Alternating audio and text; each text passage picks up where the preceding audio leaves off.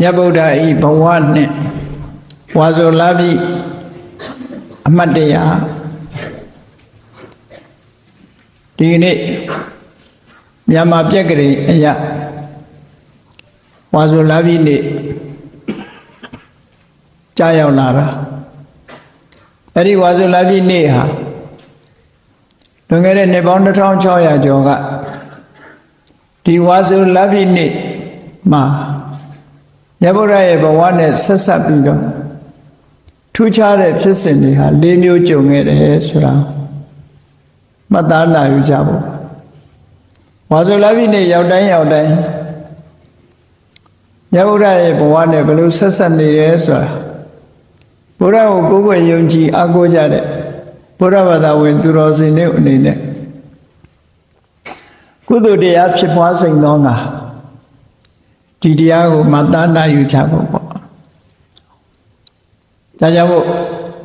မြတ်ဗုဒ္ဓ၏ဘဝနဲ့ဝါဆိုလာပြီနေ့အမှတ်တရလို့ဝါဆိုလာဆိုတာကို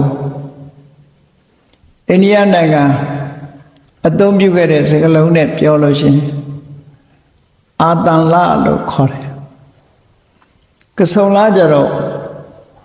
ဝေစာခဒါကြောင့်မို့ခဆိုတာကိုပြင်းမဆိုဘဲနဲ့ဝေဆက်ဆိုပြီးတော့ကဆုံလာပြီကိုတော့ဝေဆက်ဆိုပြီးတော့တော်များများသိနေကြကဘာမှာလည်းဒီအသုံးကိုသုံးတယ်တက္ကရာ2000ပြည့်ကUnited Nations လို့ဆိုတဲ့ကမ္ဘာကုလသမဂ္ဂမှာမြတ်ဗုဒ္ဓရဲ့အမတ်တရားနေထူးနေမြတ်ဖြစ်တာဖြစ်သောကြောင့်ဝေဆတ်ဒေးကိုဂိဇက်တဲ့ဟောလီဒေးဖြစ်သတ်မှတ်ကြေညာခဲ့တာဘုရားဘာသာနိုင်ငံတွေကဆုံလာပြီနေ့ဆိုအမတ်တရားမြတ်ဗုဒ္ဓရဲ့ဘဝနဲ့ဆက်ဆက်နေတဲ့နေ့အဖြစ်မှတ်သားကြပြီးတော့အလုပ်တွေအလားရဲ့ holiday ဖြစ်ဒီကမ္ဘာလုံးကအတိမတ်ပြုတဲ့နေ့ဖြစ်သွားတယ်အဲ့တော့စဉ်းစားကြည့်မယ်ဆိုရင်မြတ်စွာဘုရားရဲ့ဒီမွေးနေ့လိုပဲပြော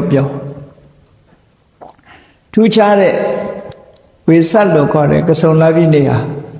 တက္ကရာ2000ကျမှဒီကမ္ဘာလုံးကနေပြီး holiday ဖြစ်သတ်မှတ်ခြင်းခံရတယ်ဆိုတဲ့အဓိပ္ပာယ်ရ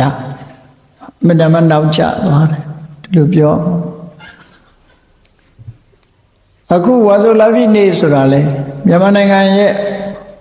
ပြန်တန်းနေမှာဆိုလို့ရှိရင်ဝါဆိုလာပြီနေ့ဟာ gazetted holiday ပဲရုံးရက်အားရနေ့တစ်ခုဖြစ်သတ်မှတ်ထားတာအဲ့ဒီဝါဆိုလာပြီနေ့ဟာလေမြတ်ဗုဒ္ဓရဲ့ဘဝနဲ့ပတ်သက်ပြီးတော့ဆက်ဆက်လို့ကြုံတွေ့ရတဲ့အဖြစ်အပျက်က၄ချိန်တောင်မှကြုံခဲ့ရတယ်မြတ်စွာဘုရားနဲ့ပွားသက်ပြီးတော့၄ကကဆုံလာပြီကိုမြတ်စွာဘုရားရဲ့လက်ရှိဘဝနဲ့ပြောမယ်ဆိုရင်၃ကတန်တရားဘဝပါထည့်ပြောမယ်ဆိုရင်၄ကဆုံလာပြီနေ့ကဗျာဒိတ်တော်ခံဖွားပွင့်စံလို့ဆိုတဲ့အတိုင်းဒီပင်ကရာမြတ်စွာဘုရားထံကဗျာဒိတ်တော်ခံရတာလဲကဆုံလာပြီနေပဲဖွားတော်မူတာလဲကဆုံလာပြီနေပဲဖျားဖြစ်သူရောက်တာလဲကဆုံလာပြီနေပဲပြိဋိဘံစံတာလဲကဆုံလာပြီနေပဲလို့သို့တော့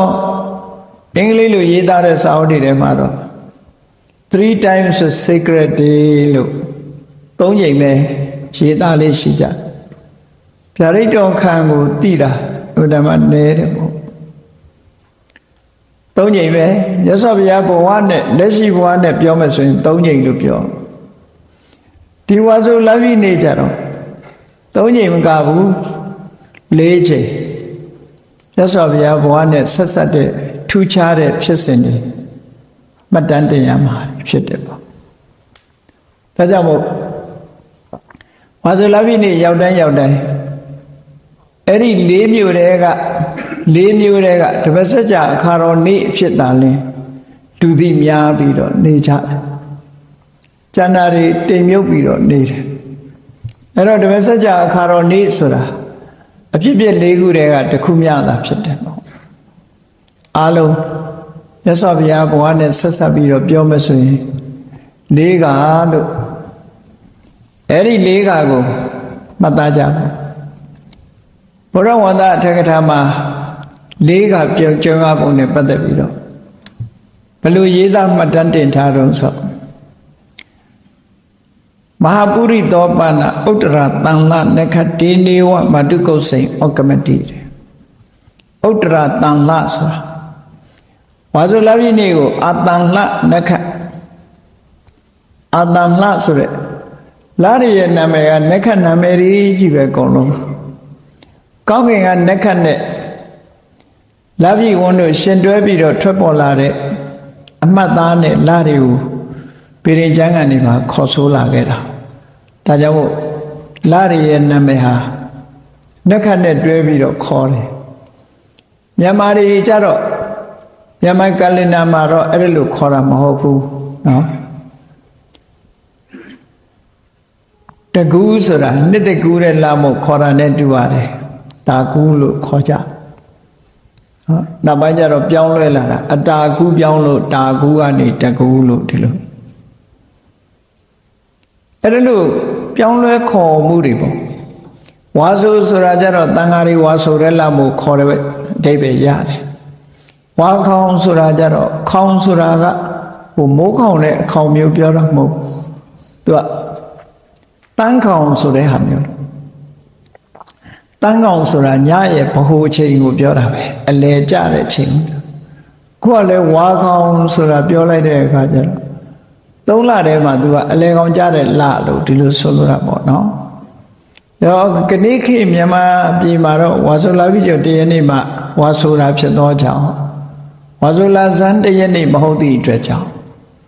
လအလဲကောင်ကြတယ်လို့ပြောလို့မရဘူးသို့တော့အိန္ဒိယထုံးတဆင်လာရပြောမယ်ဆိုရင်ဝါဆိုဝါကောင်တော်တယ်လင်းသတင်းကျွတ်လို့ဒီလိုရှိတဲ့ထဲမှာသူကအလဲဘဟိုကြတယ်ပေါ့အဲ့ဒါကြောင့်မလို့ဝါကောင်လာကို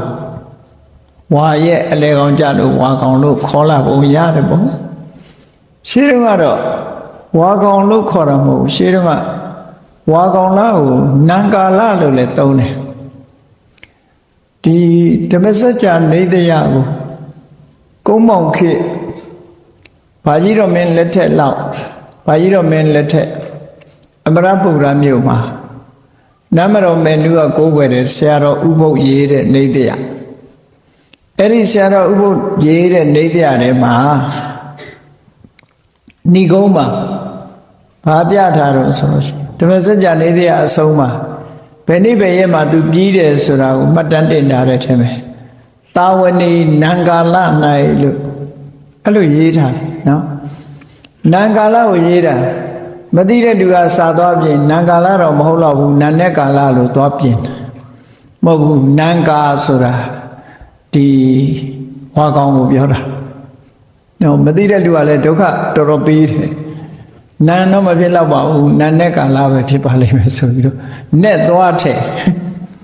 နဲ့သွားထည့်တဲ့အခါကျတော့လာမဟုတ်တော့ဘဲနဲ့မနဲ့ပိုင်းဖြစ်သွားပြန်ဆိုတော့အဲ့လိုမဟုတ်ဘူးတာဝဏဆိုတော့ဝါကောင်လရှေးမြန်မာဝါဟာရနံကာလလို့ဒီလိုဝါဆိုလားကြတော့ဗမာတွေရှေးအောင်အခေါ်ကຫນွေတာလလို့ခေါ်တယ်ຫນွေတာလလို့ခေါ်တယ်ဒါသိသမျှပြောပြတာနော်အခေါ်တွေပြောင်းသွားတော့ကနေ့ခေတ်လူတွေဘုန်းကြီးကကနေ့ခေတ်လူသားမဟုတ်ဘူးတော့ကနေ့ခေတ်လူတွေကဒါတွေသိမသိကြတော့ဘူးနော်ຫນွေတာလလို့ခေါ်တယ်ຫນွေတာလတို့နံကာလတို့ဒီလိုခေါ်လာတာအခေါ်တွေကပြောင်းလဲလာပြောင်းလဲမှုတွေရှိတယ်ဒါကြောင့်ရှေးတော့ကဘယ်လိုခေါ်ရဲဆိုတာလဲသိတဲ့တပေါ့မြန်မာလူမျိုးတွေရဲ့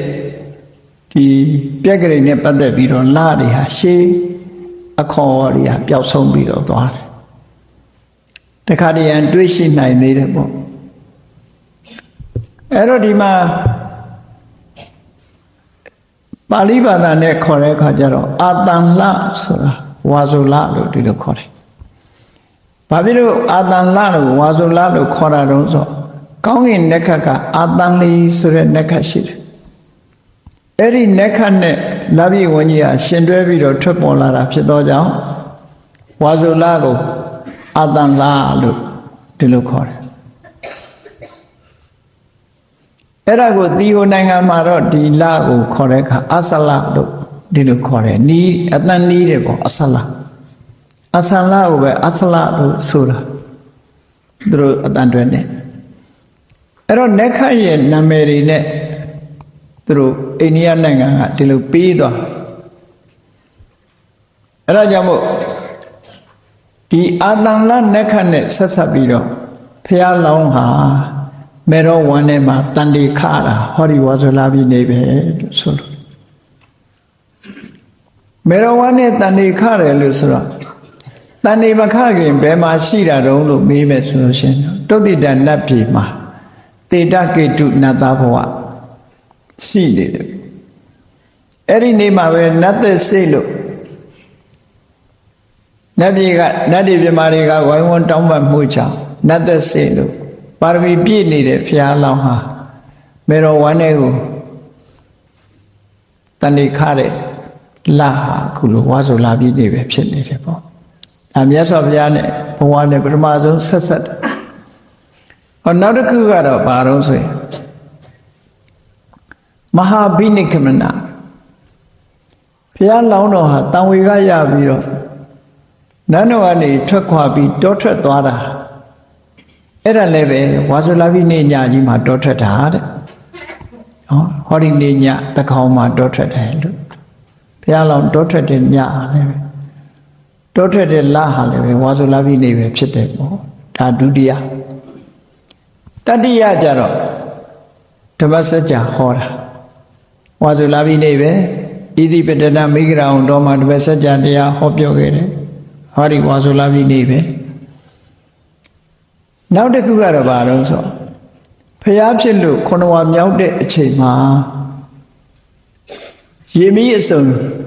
တကိုးပြာတွေကပြပြီးတော့တာဝရိန္ဒနတ်ပြည်ကြွသွားတာလည်းပဲဝါဆိုလာပြီးနေပဲအဘိဓမ္မာတရားဟောဖို့တာဝရိန္ဒနတ်ပြည်ကြွသွားဝါဆိုလာပြီးနေပဲအဲ့တော့ဝါဆိုလာပြီးနေဟာအလောင်းတော်ဘုရားမိခင်ဝမ်းထဲမှာတန်လေးတည်ခြင်းတောထွက်ခြင်းတပတ်စကြာတရားဟောပြောခြင်းဖျားဖြစ်လို့ခொနဝါမြောက်မှာတကိုးပြာရိဟာကိုပြပြီးတာဝရိန္ဒနတ်ပြည်ကြွရောက်ခြင်းဆိုတဲ့ထူးခြားတဲ့ဖြစ်စဉ်တွေဟာဒီတရက်ထဲမှာဖြစ်ပေါ်လာခဲ့တယ်လို့ဒါကြောင့်မို့ဝါဆိုလာပြီးနေဟာတပတ်စကြာအခါတော်နေ့တွေမကဘူးနော်မေတော်ဝမ်းတန်တေတီတဲ့အခါတော်နေ့လည်းဖြစ်တယ်တောထွက်တဲ့အခါတော်နေ့လည်းဖြစ်တယ်နောက်တစ်ခုကတော့တကိုးပြာရိဟာပြပြီးတော့တာဝရိန္ဒနတ်ပြည်ကြွတော်မူတဲ့အခါတော်နေ့လည်းဖြစ်တယ်လို့ဒီလိုဆိုတာပေါ့နော်အဲ့ဒီကအမတ်တရားဖြစ်စိမ့်တော့ငါတရေခတဲ့အချိန်မှာဖြစ်ပေါ်လာတဲ့အခြေအနေထားတွေကိုအဲ့ဒီနေ့ကဘာတွေဖြစ်ပျက်ခဲ့တယ်လဲဆိုတာစာပေကျမ်းကမှာမှတ်တမ်းတင်ထားတာရှိတယ်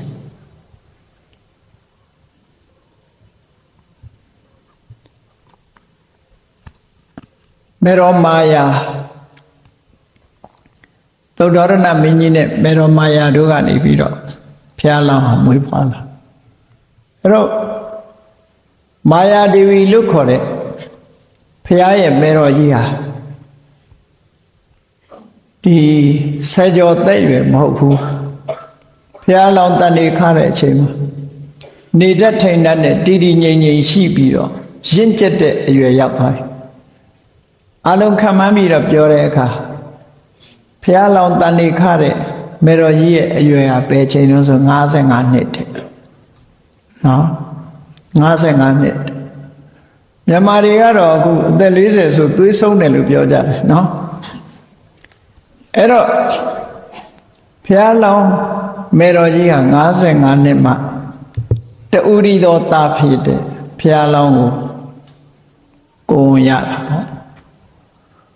အဲ့တော့ဒီဝါဆိုလမ်းကြီးနေမှာထူးခြားတဲ့ဖြစ်ပျက်တွေဖြစ်တယ်သက်50ဆိုတော့မတမတည်ငြိမ်ပြီးတော့ရင့်ကျက်တဲ့အရွယ်ဖြစ်လာတည်ငြိမ်တယ်ရင့်ကျက်တယ်အသိပညာလည်းအလွန်ထက်မြက်တယ် ဝါစုလပြည့်နေ့မရောက်ခင်ကတည်းက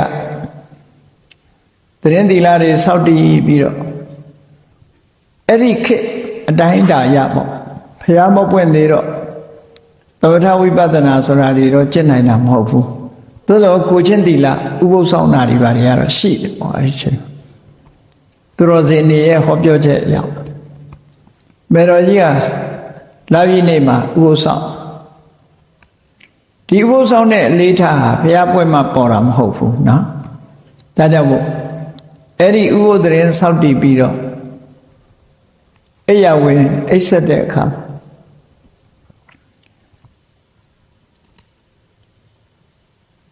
ညသကောင်ကြော်သွားပြီ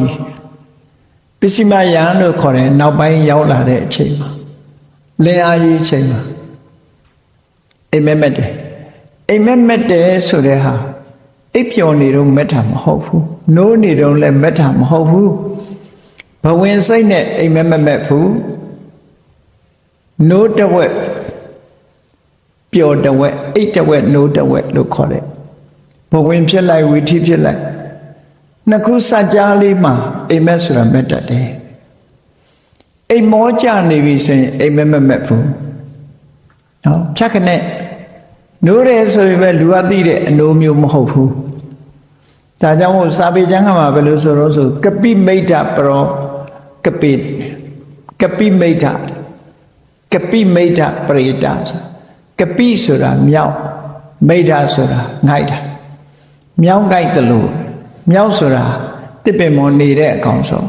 ဖြတ်ခနဲ့အိပ်ပြောသွားလိုက်ဖြတ်ခနဲ့နိုးလိုက်ဒီလိုအိဗယ်မျိုးဆိုလို့နော်အဲ့ဒီလိုနိုးလိုက်အိပ်လိုက်နိုးလိုက်ပျော်လိုက်ဆိုတဲ့အချိန်လေးမှာနိုးလိုက်တဲ့အချိန်လေးမှာခံစားမှုဓာတ်တွေစိတ်ထဲမှာဝင်လာတော့ဘုဖျင်အောင်မြင်အောင်နေအတိတ်နမိတ်တွေလိုဟာမျိုးတွေအိမ်မက်တွေမက်လာအဲ့တော့အိမ်မက်မက်တယ်ဆိုတာအိမ်မက်နဲ့ပတ်သက်လာလို့ရှိရင်တော့အချင်းချုပ်ပြောရမယ်ဆိုရင်အိမ်မက်မက်တာအကြောင်းလေးမျိုးရှိတယ်ကျမ်းမာရေးကြောင့်လည်းမက်တယ်နံပါတ်1ကဥပမာခန္ဓာကိုယ်ကအေးတွေများနေတယ်အပူတွေများနေတယ်လေတွေများနေတယ်ဆိုတော့တခုဓာတ်လေးပါးတွေဟာမညီမျှဘူးဖြစ်နေအေးများနေပြီဆိုရင်ရေချိုးရတယ်လို့ဘာလို့အိမ်မက်မက်တယ်ရေချိုးနေတယ်လို့အိမ်မက်မက်ရေထဲကူးနေရတယ်အိမ်မက်မက်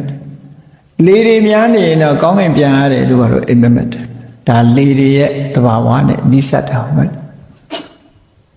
မျိုးစုံပေါ့နော်အဲ့ဒါလို့စိတ်ရခံစားမှုတွေနဲ့ရုပ်ရခံစားမှုတွေနဲ့တွဲဆက်ပြီးတော့ဖြတ်ခနဲ့အိမ်မက်ဖြစ်ပေါ်လာအဲ့ဒါဓာတုခောဘလို့ခေါ်တယ်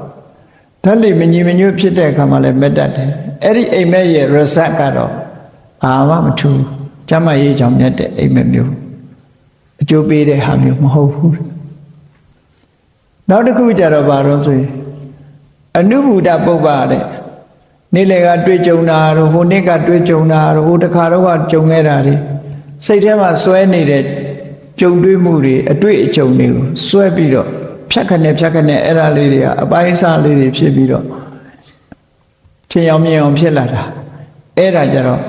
ကြုံမှုတာကိုစွဲပြီးတော့မက်တယ်လို့ခေါ်တယ်အဲ့ဒါလည်းအကျိုးအပြစ်ဘာမှမဖြစ်ဘူးနောက်တစ်ခုကြတော့ဘာလို့ဆိုရင်ကိုယ်ကိုလိုလားတဲ့နတ်ဖြစ်စေမလိုလားတဲ့နတ်ဖြစ်စေကိုယ်နဲ့အနီးရှိနေတဲ့နတ်ကတခါတလေနတ်ပြောတာလည်းအကုန်မယုံတဲ့နတ်က6တွန်းနေတဲ့နော်နတ်ကကိုယ်ကိုမကျင်လို့မှားတာနည်းနည်းပဲချကျင်လို့ကများတယ်အဲ့ဒါလို့6တွန်းလို့မဲ့တာမျိုးလည်းရှိတတ်တယ်တဲ့အဲ့ဒါကြတော့အမှန်မဟုတ်ဘူးတဲ့တခါကြတော့နတ်ကတတိပေးလို့မဲ့တာမျိုးမှန်တဲ့ကမှန်တယ်မမှန်တဲ့ကမမှန်ဘူးတဲ့အဲ့ဒါကြဟောနောက်ဆုံးတစ်ခုကြတော့ဘာလို့ဖြစ်ပေါ်လာမဲ့အခြေအနေတစ်ခုကိုအရေးပြတဲ့အနေနဲ့ကြွတင်ပြီးတော့ဖြစ်ပေါ်လာတဲ့ပုပ္ပနမိတ်လို့ခေါ်တယ်ရှေ့ပြေးနမိတ်အနေနဲ့မက်တတ်တယ်အဲ့ဒါကြတော့မှန်တယ်မှန်တတ်တယ်အခုဘုရားလောင်းမေတော်ကြီးမာယာဒေဝီဟာညအိပ်ဆက်ရင်းကနေပြီးတော့နက်နဲ့မလင်းခင်မှာအိမ်မက်မြင်မက်တယ်ဘယ်လိုမြင်မက်တုံးလို့ဆိုသူအိပ်ဆက်နေတဲ့အချိန်မှာအရာလေးမျက်နှာကဝိုးဝင်းဝင်းနဲ့နမင်းကြီး၄ယောက်ကရောက်လာ လျှောက်လာပြီးတော့သူအိတ်နေတဲ့တလွန်ကြီးနဲ့ကွာထမ်းယူသွားကြတယ်ဟိမန္တာတောင်ဘက်ကိုမယူသွားကြတယ်အိမ်မက်ထဲမှာနော်မယူသွားပြီးတော့ဟိမန္တာတွေကငွေတောင်သားကကြောက်လှိုင်ကူကြီးတဝင်းဝင်းတလက်လက်နဲ့လွန်လှပတဲ့ကြောက်လှိုင်ကူကြီးထဲမှာသူ့ကိုအဲ့ဒီနာမှာချထားတယ်အနောဒရေအိုင်ကြီးဘက်ကိုမယူသွားကြမယူသွားပြီးတော့သူတို့ကအဲ့ဒီလိုမပြီးချထားတဲ့အချိန်မှာနတ်ပင်ကြီး၄ယောက်ရဲ့နဲ့ပတ်သက်တဲ့နတ်သမီးတွေပေါ့နတ်သမီးတွေကအဲ့မှာရောက်လာကြတယ်ရောက်လာပြီးတော့နတ်သမီးတွေကအနောဒရေအိုင်ကြီးထဲမှာရေအိုင်ထဲမှာသူ့ကိုရေချိုးပေးကြအိမ်မက်ကလည်းခြားခြားနာမဲ့နေတာနော်သူရေချိုးပေးရလို့နန္တာရီလင်းကြံပြီးတော့ရေချိုးပေးအဲ့ဒီလိုရေချိုးပြီးတော့တလုံးပေါ်မှာပြန်သိပ်တယ်ပြန်သိပ်ပြီးတော့ခုနငွေတောင်လှိုင်ကူကြီးထဲမှာမယူသွားကြပြီအဲ့ဒီမှာထားအဲ့ဒီအချိန်မှာဟိမန္တာငွေတောင်ကြီးပေါ်မှာကျက်စားနေတဲ့စင်ပြူတော်ကြီးတကောင်စင်ပြူတော်ကြီးလာနေတာမြင်ရအဲ့ဒီစင်ပြူတော်ကြီးကတောင်ပေါ်နေဆင်းပြီးတော့တဖြည်းဖြည်းလာပြီးအဲ့လှိုင်ကူကြီးထဲဝင်လာပြီးတော့မေတော်ကြီးအိတ်နေတဲ့တလွန်ကိုသုံးဘက်ပတ်လိုက်တယ်လက်ရရည်သုံးဘက်ပတ်ပြီးတော့ဆင်ကြီးကရှေ့ခြေတစ်ဘက်ကိုတုပ်ပြီးမေတော်ကြီးရဲ့နာမောင်းကြီးနဲ့မေတော်ကြီးရဲ့ဒီဝမ်းဘက်လက်ရဘက်ကနေပြီးတော့နာမောင်းကြီးနဲ့ထိပြီးတော့ဘလောက်များအေးဆက်ကြီးဖြစ်နေလဲတော့မသိဘူးအဲ့ဒီဝန်းထဲကိုခွဲပြီးတော့ဝင်သွားတယ်ဆိုတဲ့အိမ်မက်ပဲစင်မြေတော်ကြီးကမေတော်ကြီးရဲ့ဝန်းထဲကိုဝင်သွားတယ်ဆိုတဲ့အိမ်မက်ပဲစိတ်ထဲကမက်တာပေါ့ဆင်ကြီးကဘယ်လိုလုပ်ဝင်နိုင်မှာတော့သို့တော့အိမ်မက်ထဲမှာအဲ့ဒါလိုကြုံရဘုန်းကြီးတို့ဆင်ပြူမမက်ဘူးဆင်မဲကြီးတွေကြီးပဲမက်တယ်အဲ့တော့မက်ရင်လည်းတော့ကြောက်စရာကောင်းတယ်ကောင်းတာမှမက်ဘူးအဲ့ဒါလို့ဝါဆိုလပိနေညမှာအဲ့ဒါလို့အိမ်မက်လိုက်တဲ့အချိန်လေးနဲ့ဘာနဲ့သွားတိုက်ဆိုင်နေတော့လို့ဆိုတဲ့အချိန်ဟိုတုတ်တိတာနတ်ပြည်မှာပန်းဥယျာဉ်နဲ့ရောင်းနေတဲ့တေတကေတုနတ်သားအချမ်းရံတွေကဝိုင်းပြီးတော့နာပါချဝိုင်းအောင်နေကြလူဆိုလို့ရှိရင်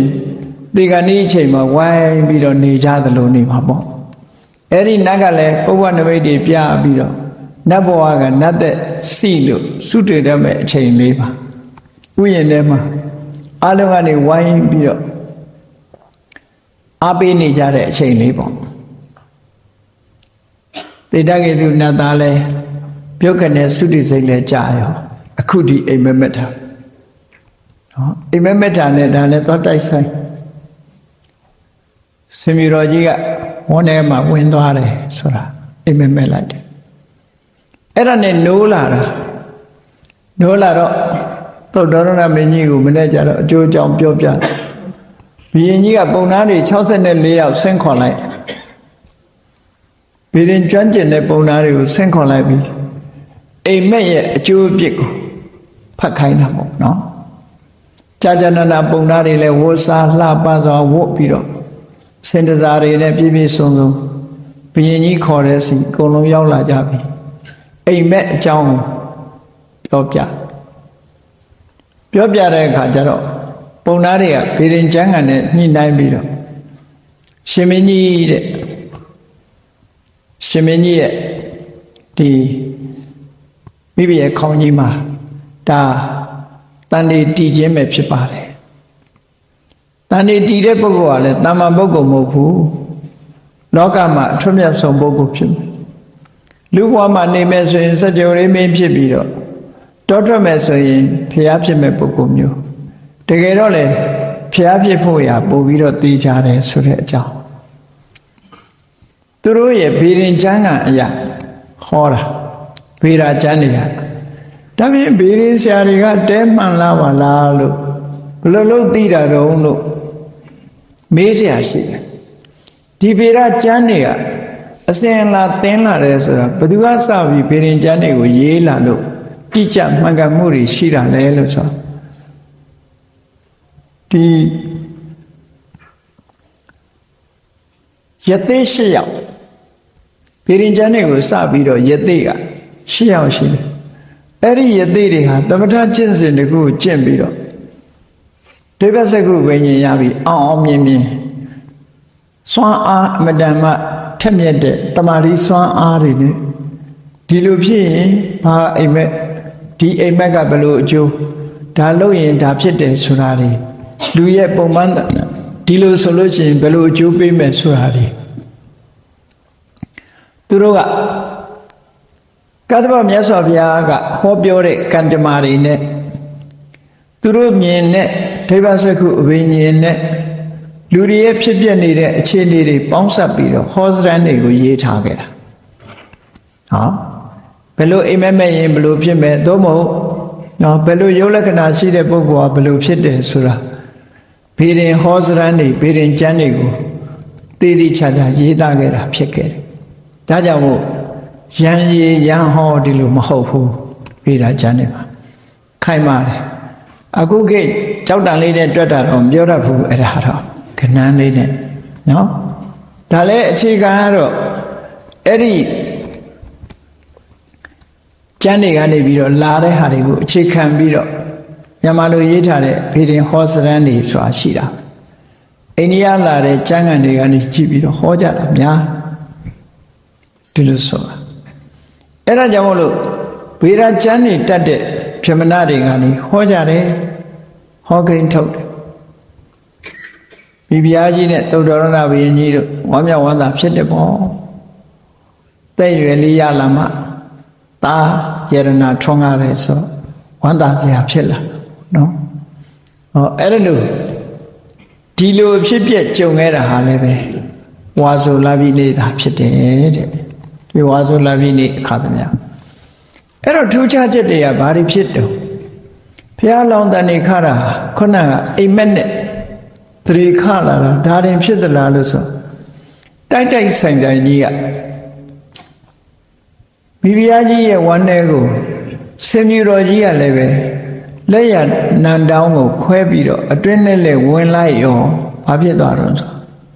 ငလျင်ကြီးတုပ်ဟီးသွားအချိန်ကြိုက်ပဲအဲ့ဒီအချိန်လေးမှာငလျင်လှုပ်တာဟာဒေတာလေးတစ်ခုတည်းလှုပ်တာမဟုတ်ဘူးစัจ java လာတစ်ခုတည်းတင်လှုပ်တာမဟုတ်ဘူးစัจ java လာ1000ပြောင်လှုပ်တယ်ဟောအခုလို့ကဘာဂျူကြီးပေါင်း1000လို့ဒီလိုပြောမှာပေါ့ကောင်းကင်မှာရှိနေတဲ့ Earth planet ပေါ့ခုခေတ်လို့ပြောလို့ရှင်တော့ Earth planet ကဘာဂျူကြီး1000ဟာတပြိုင်နဲ့အဲ့ဒီချိန်မှာလှုပ်သွားဒါအမှန်တန်ထူးဆန်းတဲ့အထိမ်းအမှတ်တစ်ခုအနေနဲ့ဖြစ်ပေါ်လာငလျင်လှုပ်သွားတဲ့အချိန်မှာဒီထူးထူးခြားခြားတွေက32မျိုးအဲ့ဒီမှာဒီအမတ်တရ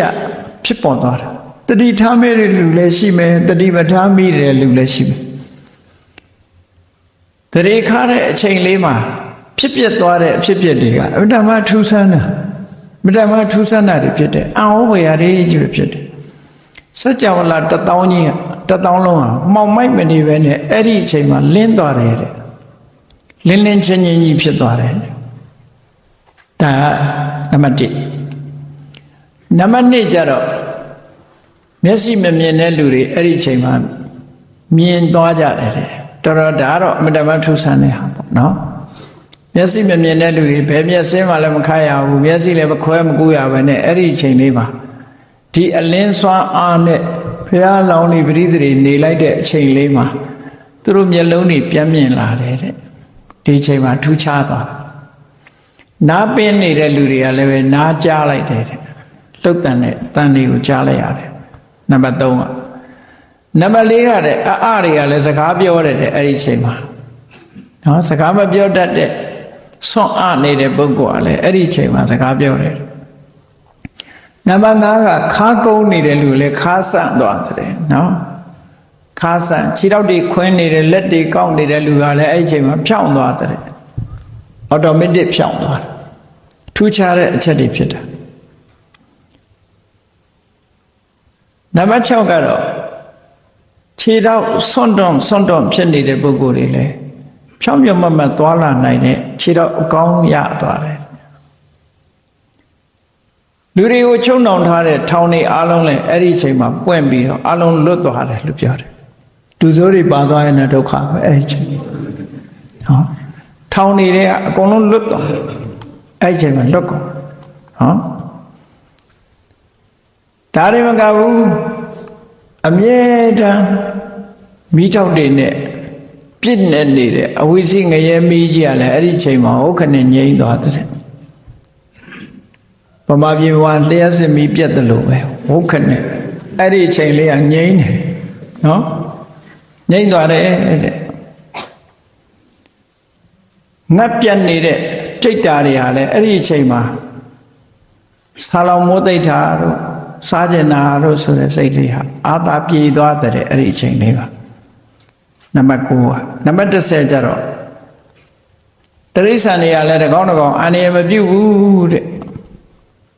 ဟောရှင်သေးတွေကြားတွေကနေဉာဏ်နဲ့တရိစ္ဆာန်တွေကိုတပ်ဖြတ်သားစားတာမျိုးမလုပ်ဘူးတဲ့အဲ့ဒီအချိန်မှာနံပါတ်11ကလူနာတွေနေမကောင်းတဲ့လူတွေဟာအဲ့ဒီအချိန်မှာယောဂတွေအကုန်ပြောက်ကုန်ကြတယ်ထူးခြားချက်လေးတွေဟာအဲ့ဒါလို့နံပါတ်12ကျတော့လူတွေချင်းချင်းဟာအရင်ကမတည့်တဲ့လူတွေအဲ့ဒီအချိန်ကျတော့မလေးတယောက်နဲ့တယောက်ခင်လို့မင်းလို့တဲ့စကားတွေပဲပြောကုန်ကြခင်လို့မင်းလို့စကားတွေပြောလာကြ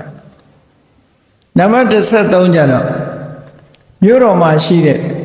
မြင်းတွေကဝမ်းမြောက်ဝမ်းသာဟိလိုက်ကြတာတဲ့ဆင်းတွေကလည်းអော်လိုက်ကြတာအဲ့ဒီအချိန်မှာနံပါတ်14ကဆင်းတွေကလည်းអော်တယ်နံပါတ်15ကလူတွေမတိမုတ်ပဲနဲ့ဘုရင်နန်းတော်မှာရှိတာတို့လောကမှာရှိတဲ့တူရိယာတွေဟာအလိုလိုမြည်လာတယ်ခုခေတ်ဆိုရင်တော့ဒါတရေဆောက်တဲ့ထင်းနေမှာနော်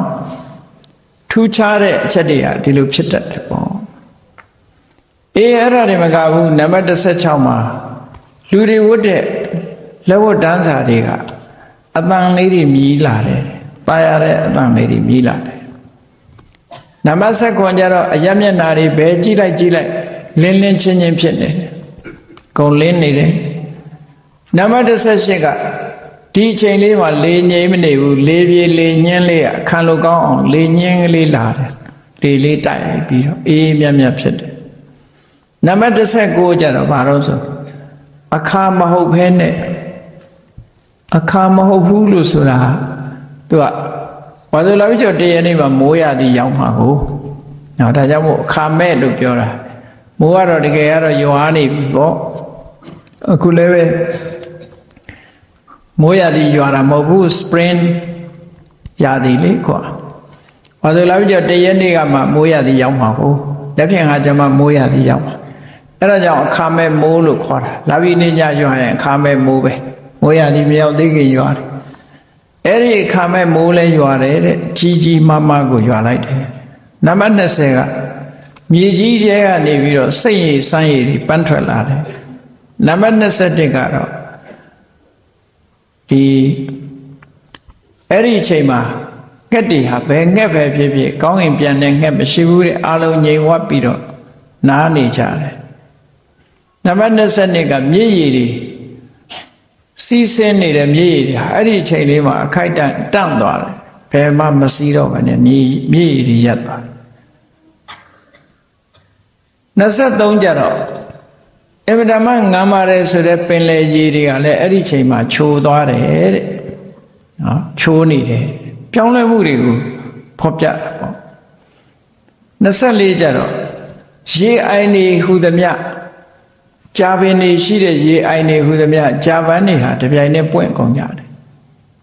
25ကျတော့ကုန်းပန်းရေပန်းတွေအလုံးဟာပန်းမှန်သမျှအဲ့ဒီနေ့အကုန်ပွင့်နော်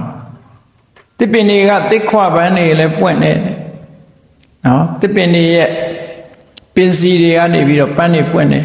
တစ်ခက်တွေကနေပန်းတွေပွင့်နေ26 29အလုံးအခါ28ကျတော့နွယ်ပင်တွေကလည်းပန်းတွေပွင့်လာတယ်29တစ်ကိုင်းတွေကနေပြီးတော့လည်းပန်းပွင့်တွေထွက်လာတယ်အေး ကောင်းကင်ကိုမောကြည့်လိုက်လို့ရှင်လေကောင်းကင်မှာပန်းနေပွင့်ပြီးတော့ပန်းနေဆွဲထားသလိုပဲပန်းမွင့်နေမြင်နေရတယ်30ကျတော့ကောင်းကင်ကပန်းနေပွင့်31ကျတော့ပန်းမိုးတွေရွာချလာတယ်32ကျတော့ကောင်းကင်ယံကตายရတဲ့ဒုရိယတန်ကြီးကြားရတယ်လို့ဒါကအဗဒန်ထူးခြားတဲ့32မျိုးသောအတိတ်တမိတ်ကြီးတွေဒီဝါဆိုလာပြီဖျားလောင်းတန်နေခါတဲ့အချိန်မှာဖြစ်ပေါ်လာတယ်ဆိုတာကိုမဟာဗုဒ္ဓဝင်ကျမ်းထဲမှာအထက်ကထာအနေထုတ်ပြီးတော့ရေးထားတာရှိတယ်နော်မမေ့အောင်ဖတ်ချင်တာမဟာဗုဒ္ဓဝင်ကိုဖတ်ချင်အဲ့တော့တရေခတဲ့အချိန်မှာထူးခြားတဲ့ဖြစ်စဉ်ကြီးတွေဖြစ်ပေါ်လာခဲ့တယ်ဆိုတာကိုမှတ်သားကြဖို့ပေါ့အဲ့ဒါလို့ဘုရားလောင်းလေးဟာမိခင်ရဲ့ဝမ်းနေတရေခပြီးတော့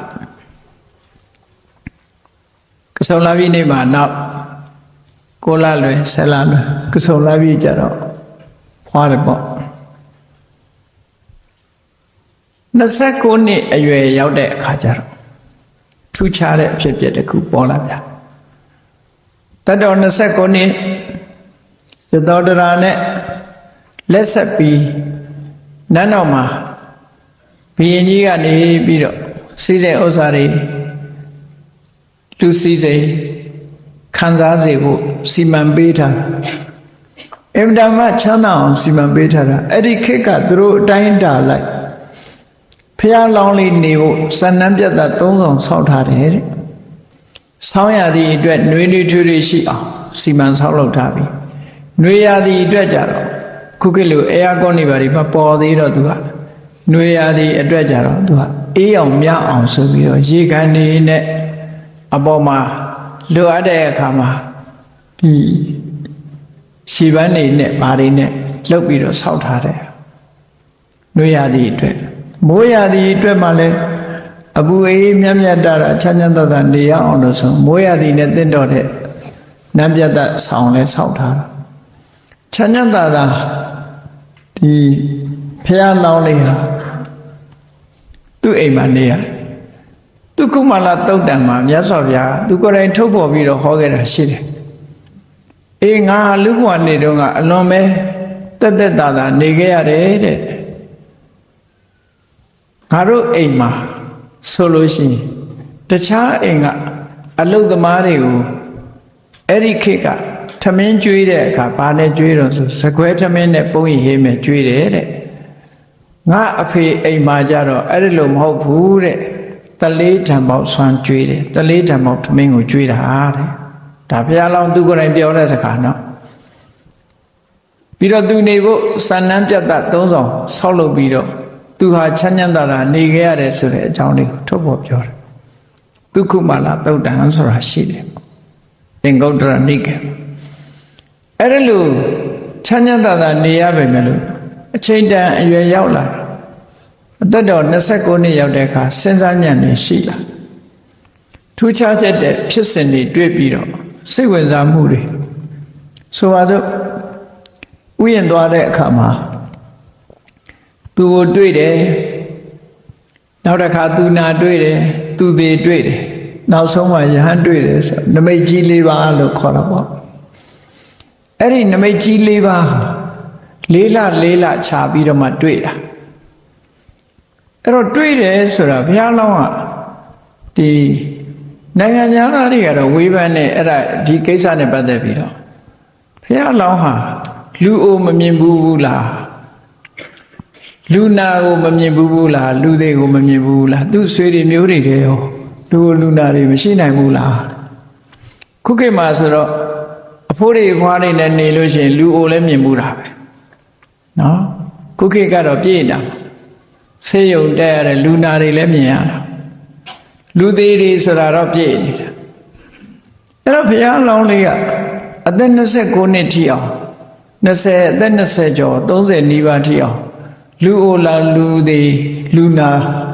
လူသေးမမြင်ဘူးဆိုတာမဖြစ်နိုင်ဘူးလို့နိုင်ငံသားကဝေဖန်တဲ့လူတွေကလူဝေဖန်တယ်။ဘာကြောင့်မဖြစ်တာတော့လို့ဆိုတာကြတော့သူကသုတ္တရဏမင်းကြီးက ဖះလောင်းလေးတောထွက်မယ်ဆိုတာပုံသားတွေအဟောရသိလို့သူ့သားရဲ့မြင်ကွင်းရှိမှာအိုမင်းတယောက်မှမနေစေရဘူးသူစီမံထားတာရှိတယ်ပေါ့နော်ဘယင်ခေတ်ဆိုတော့လုံးလို့ရမှာပဲဒါတော့ပြောလို့ရအိုတဲ့လူတွေတယောက်မှဒါဖြင့်ဆွေတဲ့မျိုးတဲ့ကအဖိုးကြီးဖွားကြီးတွေတောဖို့ခံမှာပေါ့အဲ့ဒါဆိုရင်သိချာနေနော်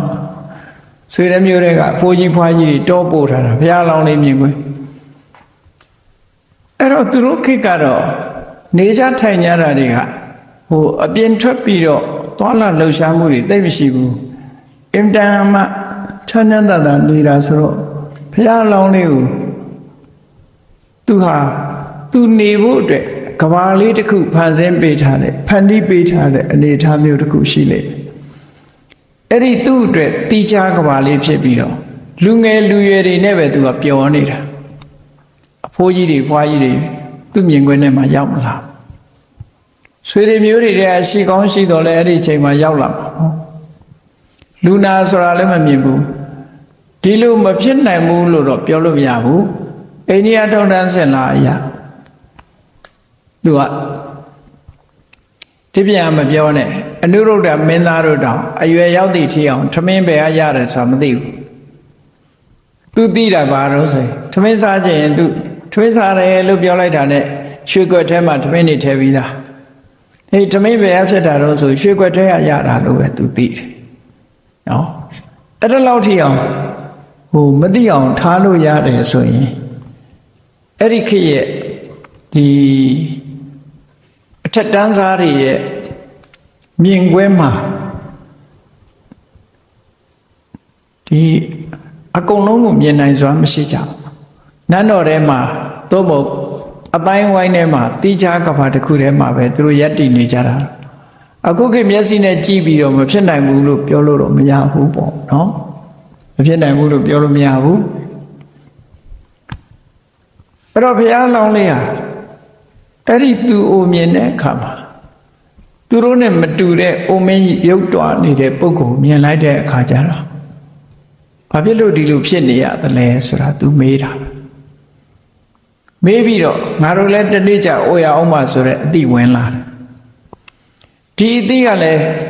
ဒီလိုတစ်ခါမြင်မှဒီအသိမျိုးကလည်းဖြစ်နိုင်တယ်လေကိုယ်မျက်စိအောင်ရိုးနေရင်ဖြစ်ချင်မှဖြစ်မှာခုခေတ်လူတွေဆိုတာမြင်နေတော့ရိုးနေတာရိုးနေတော့ဘာမှဖြစ်ဘူးဟွာလို့ဖြစ်နေဘုရားလောင်းသပင်ပြူလေးတစ်ချောင်းမြင်တော့ငါကောင်းတော့သပင်ပြူတွေရောက်ကုန်ပြီဆိုပြီးတော့ကြက်ဟိုနေချွေးပြက်ထွက်ပြီးတော့တန်ဝေကားတွေဖြစ်တယ်တကောင်းလုံးဖြူလဲတန်ဝေကားဖြစ်ချင်မှဖြစ်တာကွာနော်မဖြစ်ဘူးလေဘာလို့လဲဆိုသပင်ပြူကရိုးနေတာရိုးသွားရင်ကတော့မဖြစ်ဘူးဒါသိကြတယ်ထူးဆန်းရင်တော့ဖြစ်မှာအဲ့တော့ဘုရားလောင်းဟာလူအိုတွေမြင်နေကြဆိုလို့ရှိရင်တန်ဝေကဖြစ်ဖို့မရှိနိုင်ဘူးနော်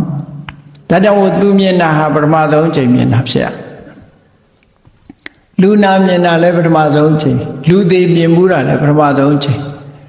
မြင်လိုက်တာနဲ့သူစိတ်ထဲမှာစွဲသွားတယ်ဘာဖြစ်လို့အိုရတာလဲ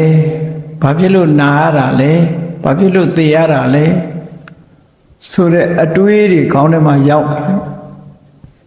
အိုခြင်းနာခြင်းသေခြင်းဆိုတဲ့အပေါ်တွေမှာစိတ်ကတုန်လှုပ်ခြောက်ခြားမှုတွေဖြစ်လာတယ်နောက်ဆုံးမြင်လိုက်တဲ့ယဟန်ကြတော့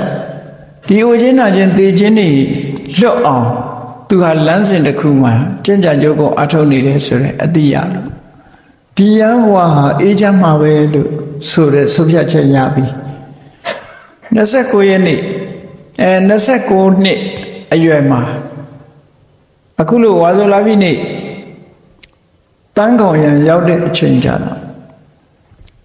တညလုံးဖြေပြောကြတာအမျိုးသမီးတူရိယာအမျိုးသမီးတွေကြီးပဲအကုန်လုံးဘုရားလောင်းကိုဖြေပြောကြတာတီတာမုတ်တာဆိုတာကတာအကုန်လုံးအမျိုးသားတရားမှမပါဘူးမျိုးသမီးတွေကြီးပဲဖြစ်ပြောတယ်အေးစိတ်ညစ်နေတဲ့ပုဂ္ဂိုလ်တရားဖြေပြောတာတွေသိစိတ်ဝင်စားဘူးဖြေပြောနေတဲ့ဈာထဲမှာလဲပြီးတော့ နေရင်ကနေပြီးတော့မကြခင်အိပ်ပျော်သွားတယ်ဘုရားလောင်းလေးအိပ်ပျော်သွားပြီဆိုတဲ့အချိန်မှာဖြေပျော်တဲ့ပုဂ္ဂိုလ်တွေကလည်းတယောက်မျက်ရည်မြက်ကဲပြပြီးတော့အလုံးဟာရလိုက်ကြရပ်ပြီးသူတို့လည်းပဲအကယ်၍နိုးလာရင်ထပ်ပြီးဖြေပျော်ဖို့ဆိုတဲ့အနေအထားမျိုးနဲ့သူတို့လည်းညောင်းညောင်းနဲ့အိပ်လိုက်ကြတာပို့ဆိုပဲဆက်ပဲတရေနိုးတော့ဟိုကထစောစောအိပ်ပျော်သွားတော့ညသကောင်ကြော်တဲ့အခါကျထကြည့်လိုက်တဲ့အခါခေါ်နဲ့လုံနေတာတွေကလည်းပါမယ်နော်ပါဇက်ကနေတရေတွေကြာနေတာတွေကလည်းပါကိုယ်ကာယတွေအကုန်မြင်တာပေါ့အိမ်မောကြနေတဲ့အချိန်မှာကြည့်ပဲဆိုလို့ရှိရင်သူ့စိတ်ထဲမှာသုတ်တန်တဲ့ဇာတင်းကြိုင်းဝမှာအလောင်းနေပြစ်ထားသလိုစိတ်ထဲမှာသွားထင်ဒါစိတ်ကထင်သွားတာနော်ထင်သွားတော့သူ့စိတ်ထဲမှာဒီဘဝကြီးကယုံထွက်ခြင်းတဲ့စိတ်တွေချက်ချင်းဖြစ်တယ်ဆုံးဖြတ်လိုက်ပြီးတော့မိကလည်းထွန်းထားတာဆိုတော့ဖျောင်းနိုင်မိထွန်းထားတာစီမီထွန်းထားတယ်အဲ့ရကနေထားပြီးတော့တကားပေါက်ပဲထွက်လိုက်တဲ့အခါကျဖျားလောင်းနေတဲ့အခန်းရဲ့ပြင်ဘက်တကားကုံလေးကိုခေါင်းဆိုင်ပြီးတော့အိတ်နေတဲ့ကောင်တစ်ယောက်ရှိတယ်ခေါ်ရင်လာရမယ့်ကောင်ဘယ်သူတုံးဆိုမောင်ဆန္ဒဆိုတဲ့အမတ်အဲ့မှာအိတ်နေဘုရားလောင်းကတကားပေါက်ကနေထွက်မလို့ကြည့်လိုက်တော့လူတယောက်မြင်တော့ဒါဘယ်သူလဲလို့မေးလိုက်တော့ဆန္ဒပါဆိုအေးဆန္ဒမင်းတာဆိုလို့ရှိရင်သွားကန္နကမြင်းကိုသွားကန့်လိုက်မြင်ငါစီးတော်မြင်းကိုသွားကကြည့်ကန္နဆန္ဒမကသူ့အမိတ်အတိုင်းသွားပြီးတော့အောက်ဆင်းယနေ့ကုတ်ထဲကမြင်းကိုဆွဲထုတ်ပြီးတော့စီးလို့ရအောင်ကာကြိုးတွေတင်ဘုရားလောင်းကလည်းလိုက်သွားပြီအေးဒီနေ့တည်းတော့အိမ်နေရတာစိတ်ညစ်တယ်ပေါ့နော်နန်းတော်နေရတာစိတ်ညစ်တယ်တောထွက်မယ်ဆိုပြီးမြင်းစီးပြီးတော့တောထွက်သွားတာမြင်းစီးပြီးတော့ဆန္ဒကအဖို့အဲ့ဒါလို့တောထွက်သွားတာဟာလည်းပဲဝါဆိုလာပြီးနေညာကြီးမှာပါတဲ့ခုလိုဝါဆိုလာပြီးနေညာကြီးမှာတောထွက်လိုက်တာဟောအဲ့ဒီတောထွက်တာလည်းခုလိုဝါဆိုလာပြီးနေညာကြီးထွက်သွားတာဒါဖြစ်ဖြစ်တစ်ခုဒုစကြတရားဟောတယ်ဆိုတာတော့အများသိပြီမြတ်စွာဘုရား35နှစ်ဘုရားဖြစ်ပြီးတဲ့အချိန်မှာဘုရားကရာမဟာဗောဓိဒေသမှာ49ညနေထိုင်ပြီးတဲ့နောက်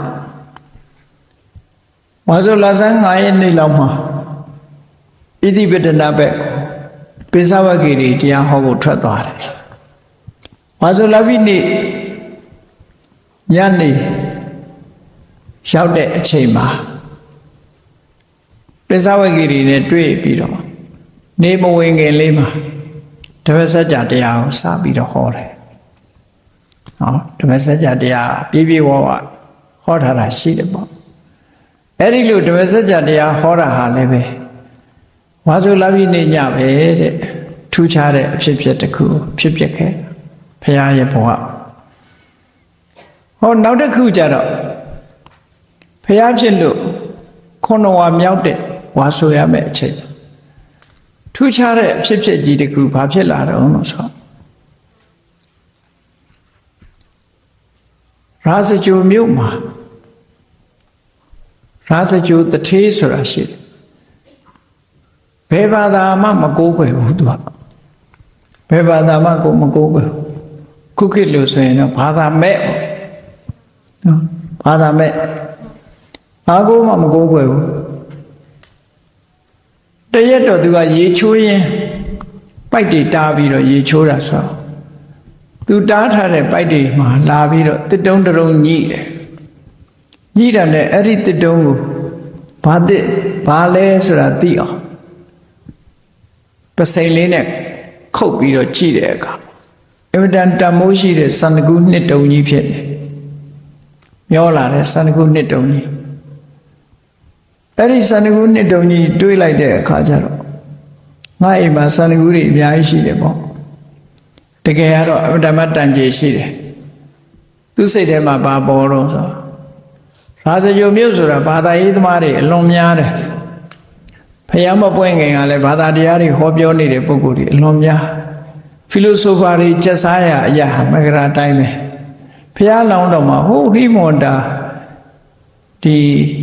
တာကဝင်တို့ရဲ့ဒေတာကနေပြီးကပိလဝကနေပြီးတော့ရာဇဂိုမြို့ကိုလာပြီးတရားရှာရတယ်ဆိုတာကြည့်ပေါ့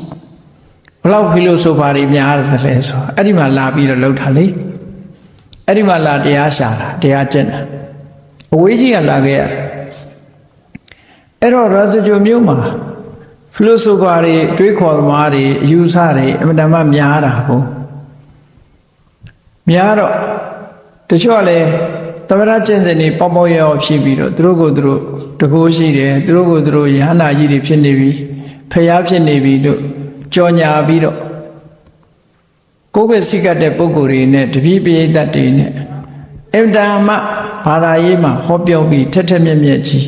ထွန်းကားနေတဲ့အချိန်ကိုရာဇဂိုတတိယဘယ်ဘာသာမှစိတ်ဝင်စားဘူးသို့တော့စန္ဒကုနှစ်တုံကြီးရတဲ့အခါကျစန္ဒကုနှစ်ကိုပုစင်မှာတင်ပြီးတော့တပိတ်ပုံစံခွက်ချီစန္ဒကုတပိတ်လှုပ်လိုက်တယ်လှုပ်ပြီးတဲ့အခါကျတော့အဲ့ဒီစပိတ်ကိုချင်းနဲ့ထက်ဝလုံးတွေဆက်ပြီးတော့ဝလုံးပြားမှာအဲ့ဒီတပိတ်ကိုချိတ်တာ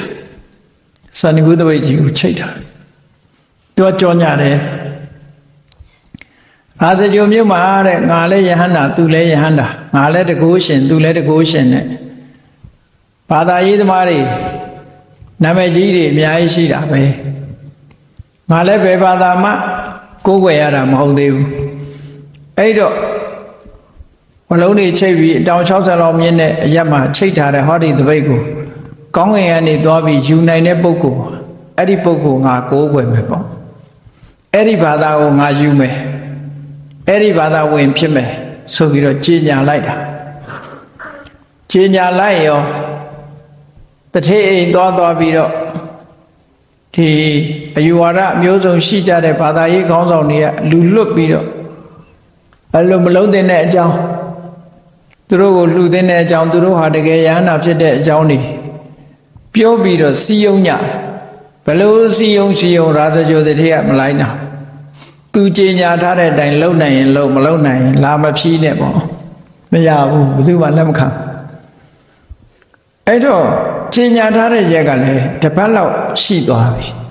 ယဟနာဆိုပြီးတော့ကောင်းကင်ကနေတက်ပြီးတော့ယူတဲ့ပုဂ္ဂိုလ်ကလည်းတယောက်မှမရှိဘူးနော်တယောက်မှမရှိတော့အရက်ဝိုင်းမှာအရက်သမားတွေကအရက်တောက်ရင်ဘာပြောကြတော့ဆိုအေးကွာသူကလည်းယဟနာငါလည်းယဟနာတွေတားပေါ်တာအခုမှယဟနာမရှိမှန်တို့သိရအကုန်လုံးဟုတ်လားအလကားတွေကြီးပဲအကုန်လုံး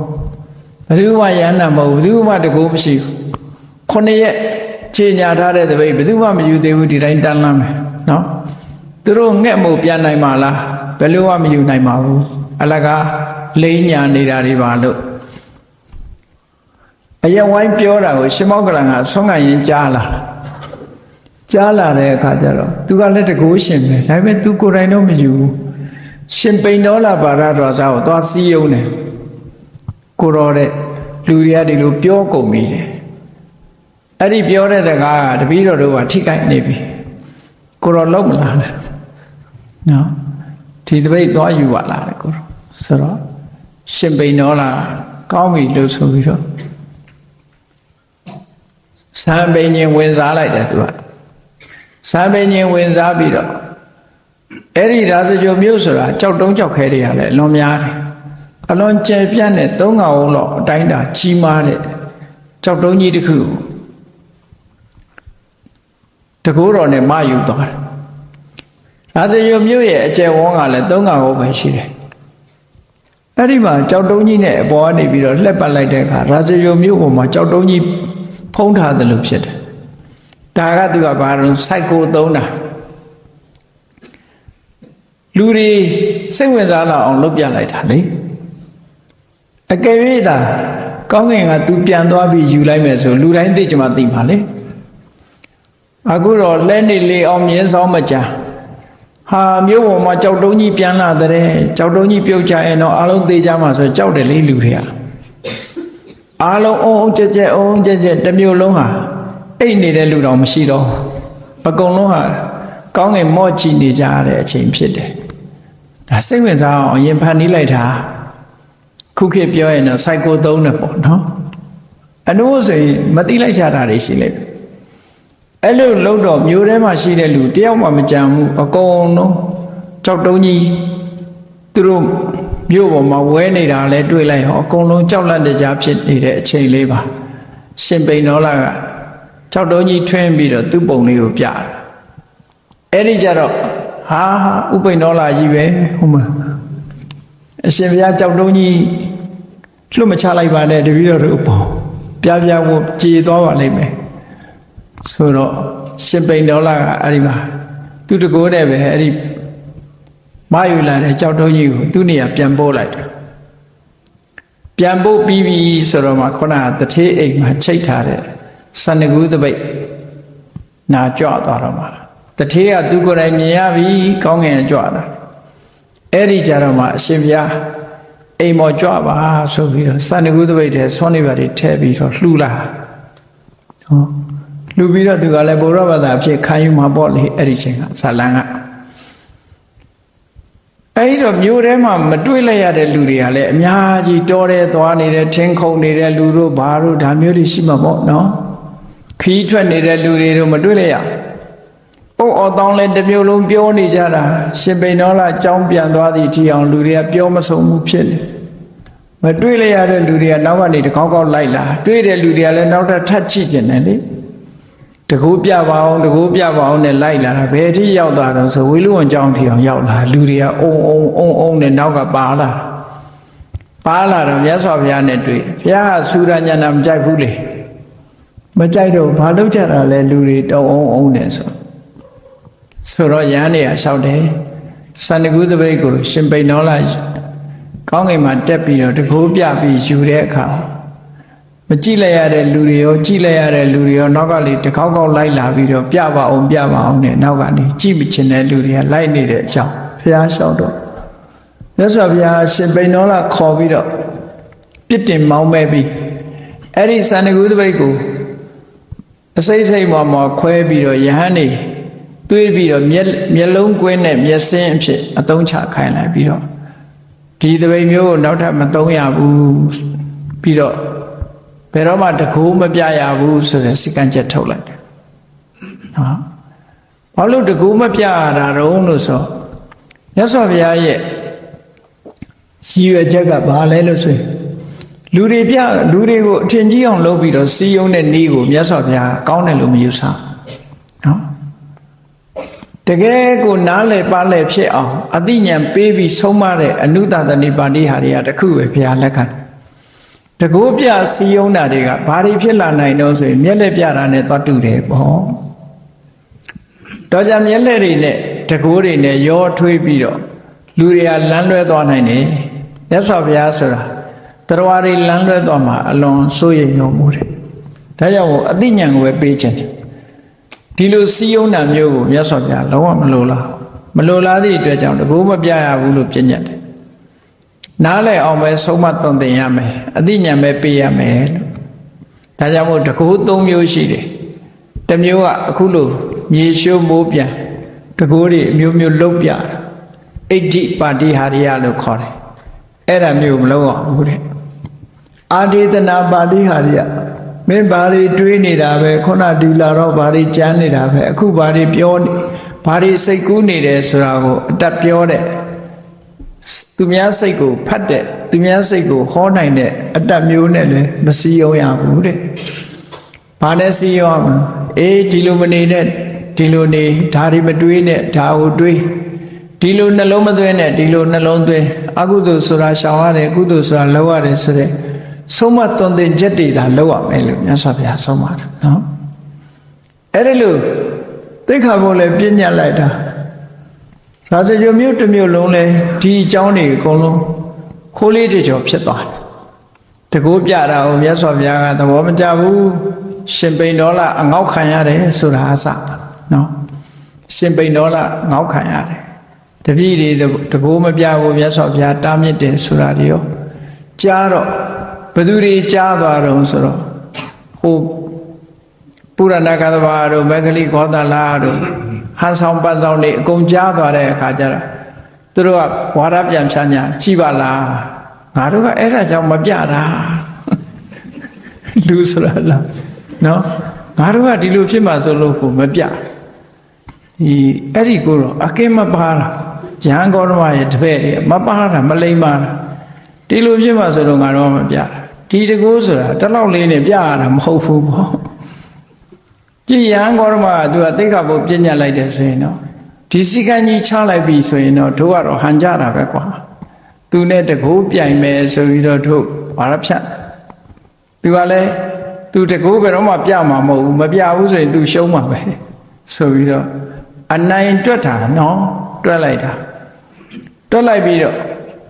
အဲ့ဒါဆိုရင်ငါတို့ရဟန်းဂေါတမနဲ့တကူပြိုင်မယ်ဒီတပိတ်လိုအစုပ်အနှုတ်မျိုးငါတို့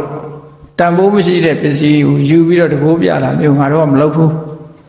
ဟောရဟန်းဂေါတမနဲ့တကူပြိုင်ရမယ်ဆိုရင်ငါတို့ပြိုင်မယ်ငါတို့စွမ်းရည်တတ္တိတွေအကုန်ပြမယ်ဓမ္မစွမ်းရည်တွေအဲ့မှာငါတို့အကုန်ပြမယ်ဆိုပြီးလှုပ်လာကြပါလေအဲ့ဒီစကားကကျဲလောင်နဲ့ဘယ်ထိအောင်ရောက်လာတော့ဆိုဗေမိသာရမင်းကြီးရဲ့နန်းတော်ထိအောင်ရောက်လာတော့ဗေမိသာရမင်းကြီးကသောတာပန်ဆိုစိတ်ပူတာပေါ့စိတ်ပူတာမြတ်စွာဘုရားကတကူမပြဘူးလို့ပြညတ်လိုက်တယ်ဆိုတော့ဟုတ်သလားဆိုတော့ဘုရားစီသူလာပြီးတော့မေးတယ်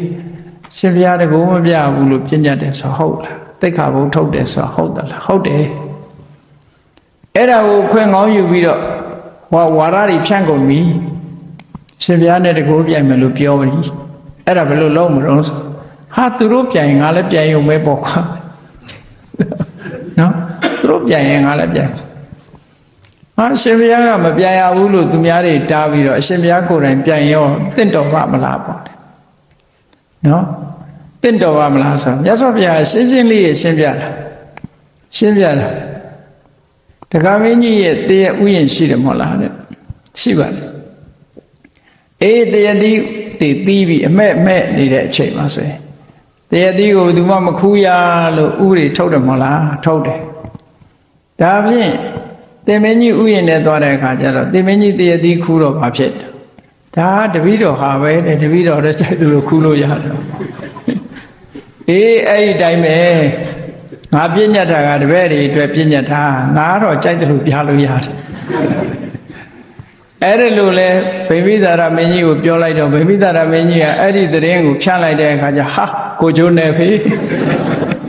နော်ရဟန်းဂေါတမသူကိုယ်တိုင်တကူပြမယ်လို့ပြောတယ်ဆိုအကြံရိုက်ပြီးအကြံထုတ်ကြပြန်အောင်သူတို့အဲ့ဒီအကြံထုတ်တော့မြတ်စွာဘုရားကဗိမိသာရမင်းကလျှောက်တယ်ရှင်ဘုရားတကူဘယ်တော့ပြမှာနော်ဘယ်တော့ပြမှာဆို4 လလောက်လွန်မှငါပြမယ်အခုမပြသေးဘူး4 လကျော်မှပြဝါဆိုလာပြီနေကြမှာပြမှာပေါ့ဒါဖြင့်ဘယ်မှာပြမှာတော့ဆိုရာဇဂိုမှာမဟုတ်ဘူးသာဝတိဇေရုံမှာပြဆိုတော့ခုနဟန်ဆောင်ပန်းဆောင်သမားတွေကလည်းအေးရဟန်းဂေါတမပြမယ်ဆိုရင်လည်းဘယ်နေရာဖြစ်ဖြစ်စိန်လိုက်ပေါ့ဟောစိန်ခေါ်ရင်တိမ်ပေါ်ထီအောင်လိုက်မယ်ပေါ့သူတို့ကလည်းအဲ့ဒါလိုက်မယ်ပြိုင်မယ်ဆိုပြီးတော့ဝါရဖြန့်ထားကြတာနောက်ဆုံးကြတော့4 လကျုံတဲ့အခါမှာမြတ်စွာဘုရားကသာဝတိမိရာဇဂိုကနေသာဝတိကြွတကူကြည့်ကျင်တဲ့လူတွေကလည်းပဲပြိုင်ပွဲကိုစိတ်ဝင်စားလို့လိုက်လာကြတာလူတွေကအိမ်ပြစ်အိုးပြစ်အိမ်ပြစ်နဲ့တခါတည်းအကုန်လိုက်ကြတာကုန်းလုံးဗျာဒိတ်ပွဲဒီတကူပြမဲ့ပွဲကိုလာကြည့်ကြတယ်အဲ့တော့ဘယ်နေရာပြမှာတော့စုံစမ်းတဲ့အခါဒိဋ္ဌိတွေကတော့မဏ္ဍတွေအကြီးကျယ်ဆောက်ပြီးတော့အဲဒီသူတို့တကူပြရင်မဏ္ဍတွေမှာပြစတေးရှိုးပြမှာနဲ့တူတယ်သူတို့အဲ့လိုမဏ္ဍတွေဆောက်တယ်မြတ်စွာဘုရားကတော့ဘယ်မှာပြမှာလဲဆိုငါတရေပင်အောင်ပြတရေပင်အောင်ပြမှာဆိုတော့ဒိဋ္ဌိတွေကကြိုတင်ပြီးတော့ပတ်စံနေပေးသာဝတိမျိုးရှိတဲ့တရေပင်တွေအကုန်နှုတ်အကုန်ခုတ်တပင်းမှမကြံတော့ဘယ်နေရာသွားပြတရေပင်မှန်သမျှအဲ့ပြောင်းသွားရောပတ်စံပေးပြီးအကုန်ရှင်းပြစ်တယ်အဲ့ဒီတော့မြတ်စွာဘုရားကရှင်ဘုရားတရေပင်နဲ့တပင်းမှမရှိတော့ဘူးတကူပြမှာတရေပင်အောင်ဆိုဘယ်လိုလုပ်စိတ်မပူနဲ့အချိန်တန်တော့ရလာတယ်ထူးထူးခြားခြားအဲ့ဒီဝါဆိုလာပြီနေ့မနေ့ပိုင်းမှာဘုရားဆွမ်းခံတဲ့အခါဘ ရင်ကြီးရဲ့ဥယျာဉ်ထဲမှာဒီတရက်ပင်ကြီးရွက်ပုံးသီးလို့ခေါ်တာပေါ့နော်ခါကျင်တွေကနေပြီးတော့အရွက်တွေထုတ်ထားပြီးရွက်ပုံးသီးကြီးတစ်လုံးကကျန်နေတယ်ဘာဆိုလားဆိုတော့တရက်သီးလက်ကျန်နေရှိသေးတယ်လေအဲ့ဒီတရက်သီးတစ်လုံးကကျန်နေတာကျန်နေတော့တရက်ဥယျာဉ်ကန္တာဆိုတဲ့တရက်ဥယျာဉ်မူကအဲ့ဒီသစ်ပင်တွေလိုက်ပြီးတော့ကြည်ရင်ကနေပြီးတော့အဲ့ဒီသုံးကြီးသူတွေ့တာတရက်သီးကြီးကလည်းကြီးတယ်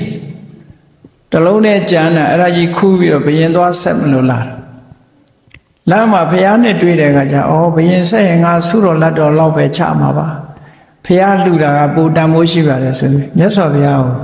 တရက်သီးလောင်းလိုက်တာအဲ့ဒီချိန်မှာမြတ်စွာဘုရားကရှင်အနန္ဒာကိုကြည့်တော့ရှင်အနန္ဒာကအဲ့ဒီတရက်သီးကိုမြတ်စွာဘုရားကိုခွဲပြီးတော့ကတ်တာခွဲကပ်ပြီးအဲ့ဒီအချိန်မှာကန္တာဆိုတဲ့တရားဥယျာဉ်မှုကလည်းသဘောတွေကြာပြီးစိတ်ထဲကကြည်နူးကြည့်တရားသည်ခွဲပြီးတော့မြတ်စွာဘုရားကိုယ်တိုင်ဖုံးပေးပြီးတော့တရက်စိတ်ကိုအဲ့ဒီကန္တာတရားဥယျာဉ်မှုကြီးကိုဘယ်နေရာမှာစိုက်လိုက်ဆိုပြီးတော့ခိုင်းတယ်တရက်စိမြေပေါ်လဲကြပြီးတော့မြတ်စွာဘုရားကတရက်သည်ဖုံးပေးပြီးတဲ့လက်ကိုဆေးလိုက်တဲ့ရေနဲ့အဲ့ဒီတရက်စိကိုလည်းလောင်းလိုက်အောင်တခါရဲကြီးမားတဲ့အညောက်ကြီးထွက်လာပြီးတော့ဝုန်းဝုန်းဝုန်းဝုန်းနဲ့တရက်ပင်ကြီးကအကြီးဖြစ်လာချက်ချင်းကြီးနော်စီပီကြက်တောင်ဖြစ်သေးတာပဲတကိုးတဲ့ကတော့ဖြစ်မှာနော်အဲ့ဒါလို့တရက်ပင်ကြီးကချက်ချင်းကြီးကြီးလာတာချက်ချင်းကြီးကြီးလာတော့ဘုရင်ကြီးကတရက်ပင်ကြီးပေါက်တယ်လဲကြားရောအဆောင်ချထားတာဘယ်သူမှမခုတ်ရအောင်ဆိုဘုရင်ကအဆောင်ချလိုက်တာတရားပင်ကြီးကလည်းကြီးလာပြီးတော့ချက်ချင်းပဲအပင်ကြီးအကြီးကြီးဖြစ်ပြီးတော့တရားသီးသီးတဲ့ຢာသီလောဖြစ်တဲ့အခါကျတော့အဲ့ဒီကန္နာဆိုတဲ့တရားပင်ကြီးကအသီးတွေသီးလာလူတကာအဲ့ဒီတရားပင်ကြီးသီးတဲ့အခါကျတရားသီးတွေကိုတရားသီးတွေစားကြရတယ်ပေါ့နော်စားကြပြီးတရားစီတွေနဲ့ခေါင်းကတရားပင်ခုတ်တဲ့ဒိဋ္ဌိတွေကိုပြစ်ပေါက်ကြတယ်ဆိုအဲ့ဒါလို့တရားပင်ပြန်ရသွားတဲ့အချိန်တကူကဘယ်လိုဖြစ်သွားတော့ဆိုမြတ်စွာဘုရားကဘာဆိုလာပြီးနေကြတယ်ကိုပြမဲ့အချိန်လေးမှာတကူပြမဲ့နေ့မှာဘာဖြစ်လာတော့ဆိုတိမ်နေရရှင်းပြီးတော့နေတွေကဓာပူလာအခုခေတ်မှဒီအိုဆုံးလွှာပေါက်တာမဟုတ်ဘူးအဲ့တုန်းကလည်းအိုဆုံးလွှာပေါက်လိုက်တာပေါက်ပြီးတော့ပူလိုက်တာမှပြောနေတော့အဲ့ဒိဋ္ဌိတွေချွေးပြိုက်ပြိုက်ကျနေတဲ့အချိန်လေးပါလေမုန်တိုင်းတိုက်မန္တတွေအကုန်ပြက်လွင့်နော်ချွေးတွေနဲ့တန်တွေနဲ့ဖြစ်နေတဲ့အချိန်မှာဖုန်တွေကသူတို့တစ်ခုလုံးကတ်အဲ့ဒါလို့ဒုက္ခတွေရောက်မန္တတွေအကုန်လွင့်နေတဲ့အချိန်မှာစိတ်တွေညစ်ပြီးတော့အကုန်ပြေးကုန်တဲ့အချိန်လေးပါမိုးရွာပြီးတော့မြတ်စွာဘုရားကကန္တဆိုတဲ့တရားဥယျာဉ်ကြီးမှာကန္တဆိုတဲ့တရားပင်ကြီးရဲ့နေရာမှာတရင်သုံးရင်ကနေပြီးကောင်းကင်ယံမှာဒီစဉ္ညာကြီးကိုဖန်ဆင်းပြီးတော့အရှိအနောက်စဉ္ညာကြီးဖန်ဆင်းပြီးတော့ရေမီးအစုံတကောပြာတွေဟာကိုပြတယ်မြန်မာပြည်မှာခဏခဏကြားဘူးနေတဲ့ထူးမခြားနာတခြင်းဟာအဲ့ဒါကိုပြောတာနော်ထူးတယ်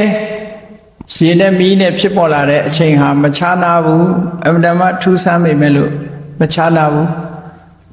တကယ်တော့မြတ်စွာဘုရားကရေဖြစ်အောင်ကအာဘောကတိုင်းဝင်စားပြီးတော့ဖန်ဆင်းရတယ်မီးဖြစ်အောင်ကဒေဇောကတိုင်းဝင်စားပြီးတော့ဖန်ဆင်းရတယ်ရေနဲ့မီးဟာတပြိုင်တည်းဖြစ်တာမဟုတ်ဘူးမိုးမင်းလို့ဆိုတဲ့အခိုက်အတန့်လေးတွေကကွာခြားတယ်သို့တော့အလွန်လျင်မြန်သည့်အတွက်ကြောင့်တပြိုင်တည်းလို့ကြည့်တဲ့ပုဂ္ဂိုလ်တွေမှာဖြစ်ပေါ်လာတယ်ရေမီးအစုံတကောပြာတွေဟာကိုပြတာဟာလည်းပဲဒီဝါဆိုလာပြီးနေပဲဖြစ်ပါတယ်တဲ့ဒါမြတ်စွာဘုရားဘဝနဲ့ပတ်သက်တဲ့ဒီလေးကကြုံခဲ့တာနော်တဏှိခါတာလည်းပဲဝါဆိုလာပြီးနေပဲတောထွက်တာလည်းဝါဆိုလာပြီးနေပဲဓမ္မစကြာတရားဟောတာလည်းဒီဝါဆိုလာပြီးနေပဲဖြစ်ပြီးတော့ရေပြီးဆုံးတကောပြာတွေဟာပြပြီးတဲ့အဆုံးမှာမြတ်စွာဘုရားတာဝရိန္ဒနတ်ပြည်ကိုကြွသွားပြီးဒီအဘိဓမ္မာတရားဟောဖို့ဆိုတာလည်းပဲတကောပြတဲ့နေ့ဟာဝါဆိုလာပြီးနေပဲဖြစ်ပါတယ်ဒါကြောင့် နေတူးနေမြတ်ဖြစ်တဲ့မြတ်ဗုဒ္ဓရဲ့ဘဝနဲ့ဆက်ဆက်နေတဲ့ဝါဆိုလပြည့်နေ့အခါသမယမှာမြတ်စွာဘုရားနဲ့ပတ်သက်တဲ့ထူးခြားမှုတွေကိုအာရုံပြုပြီးတော့ကြည်နူးရတဲ့ပိဋိသောမနတကုသိုလ်ဟာအင်တန်မှကောင်းကျိုးချမ်းသာတွေကိုပေးနိုင်တဲ့ကုသိုလ်တူကုသိုလ်များဖြစ်တယ်ဆိုတဲ့အကြောင်းဝါဆိုလပြည့်နေ့အမှတ်တရအဖြစ်ဖြင့်နာယူမှတ်သားကြတဲ့သူတော်စင်များကောင်းကျိုးချမ်းသာတွေဖြစ်ပွားပြီးကုသိုလ်တရားတွေများပြား